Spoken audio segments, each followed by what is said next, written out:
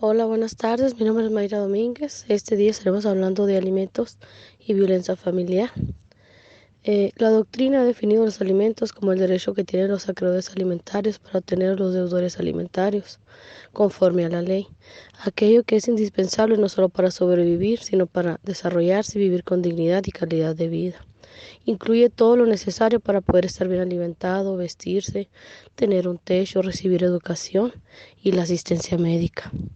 Los, an- los asuntos relativos a los alimentos son de orden público y el juez puede intervenir en ellos de oficio.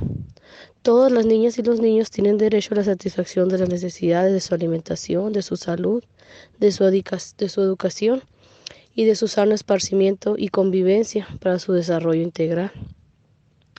Los ascendientes, tutores y custodios deben tener el preservar los derechos de estos mismos. El Estado proveerá lo necesario para propiciar el respeto a la dignidad de la niñez y el ejercicio pleno de sus derechos. Se señalan limitativamente aquellas prestaciones que constituyen a los alimentos en materia familiar, al establecer que los alimentos y las obligaciones de alimentaria cumplen con la provisión de la comida. En cuanto a los menores, considerar sus gastos para la educación, el tipo de vivienda donde ellos van a esparcirse. Hola, soy María Nicole Jiménez Esseña, soy estudiante de la Universidad del Desarrollo Profesional, UNIDEP, de Hermosillo. Y bueno, el tema es la violencia familiar. Empezaremos diciendo que la violencia familiar son todos los actos de agresión que se producen en el seno de un hogar. Es decir, la violencia ejercida en el entorno de la convivencia familiar por parte de uno de los miembros contra otros, contra alguno o contra todos de ellos. Bueno, la violencia familiar es un fenómeno social que ocurre en casi todos los países del mundo y se define como el uso intencionado y repetido de la fuerza física o psicológica para controlar, manipular o atentar en contra de algún integrante de la familia. Esta violencia puede manifestarse también como un abuso psicológico, sexual o económico y se da entre las personas relacionadas dentro del mismo hogar. La violencia es producto de la evolución cultural, donde se moldea al individuo desde el aprendizaje y desde los hábitos violentos, es decir, desde muy pequeño es que lo aprendes. La violencia familiar no es una enfermedad, por lo tanto, para revertirla o solucionarla es necesario un cambio cultural y educativo. Por un lado, la atribución de responsabilidad del maltrato a la pareja es parcial. Las mujeres encuentran una justificación al maltrato de sus parejas quienes las agreden sin intención, sino más bien movidos por causas ajenas a su voluntad y como expresión incontrolada de afectos. En caso de vivir una situación de violencia, la víctima puede salir y pedir ayuda.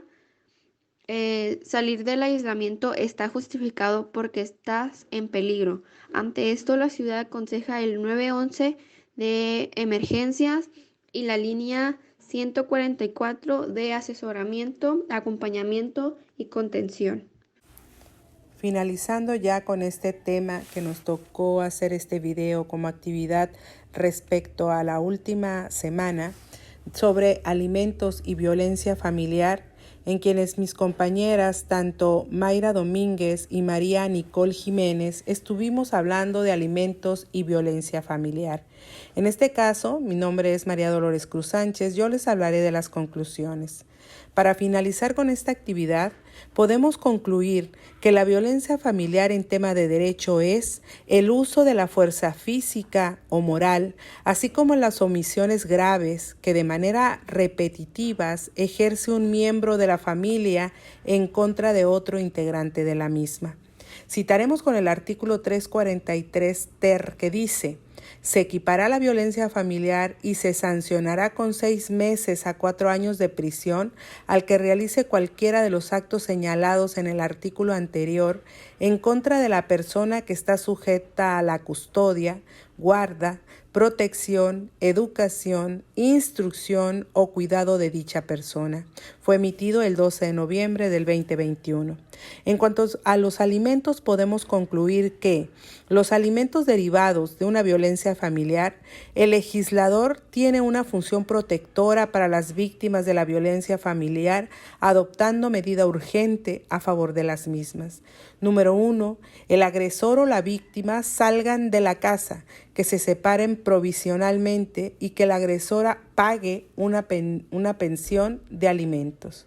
2. La ley de la materia consagra que entre una de las medidas de protección es fijar una pensión de alimentos.